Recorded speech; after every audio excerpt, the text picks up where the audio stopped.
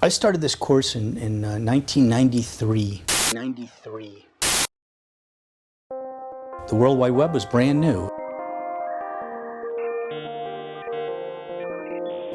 And when I saw a link, I thought, oh, wow.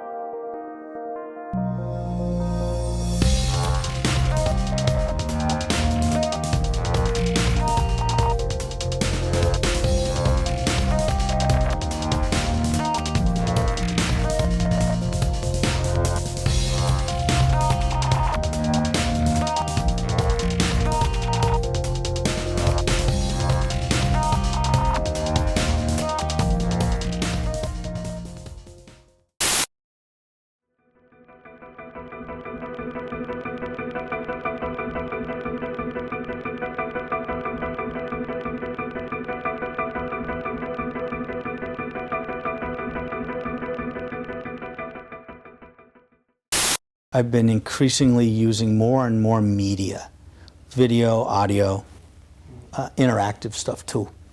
But I've developed kind of like a style for doing that with a guide, assessments, to try to lead people to critically analyze the media and not just consume it.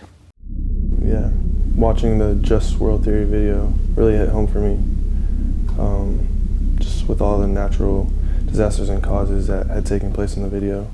When you're watching the video, there will be a disaster that pops up, and then there'll be a question, what if I was in those people's shoes?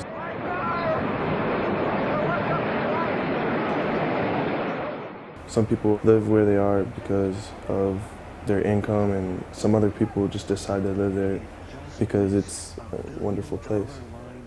I was able to really grasp onto it and kind of question myself of whether or not I have the right to judge people based on where they live.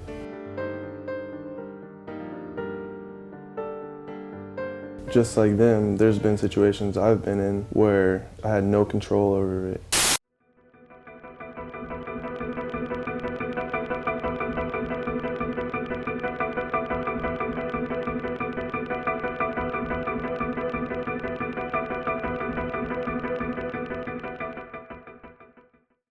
Taking previous classes where I go in, I study, I take a quiz, a test, I get a score, and I come out of it. And the next term, I don't remember. But this gets me more involved in the material, and I actually understand the concept, and it stays with me. In a class where you write something and then they critique it, and then you revise it and then they critique it, there's an iteration.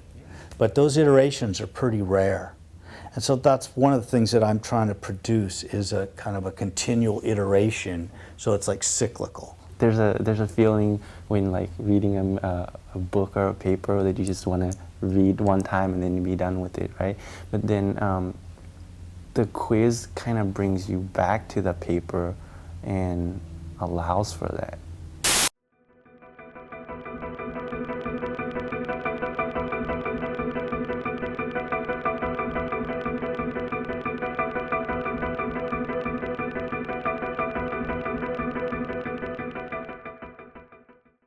Often philosophy is done in kind of a intellectual isolation, where people think and ponder, read, discuss with others.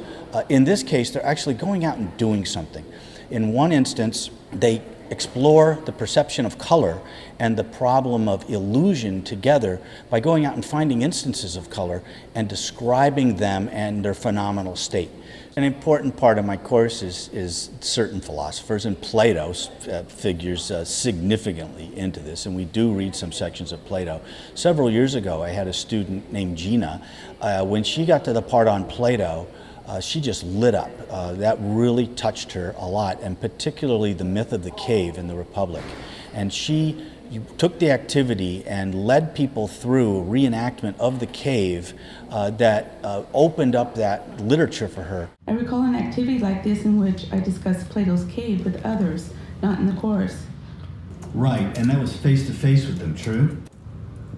Yes, it turned out to be an amazing experience.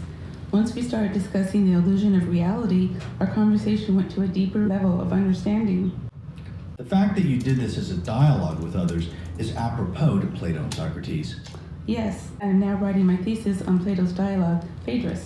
That is so cool, Gina. It's really important that they actually use and do something with what they think.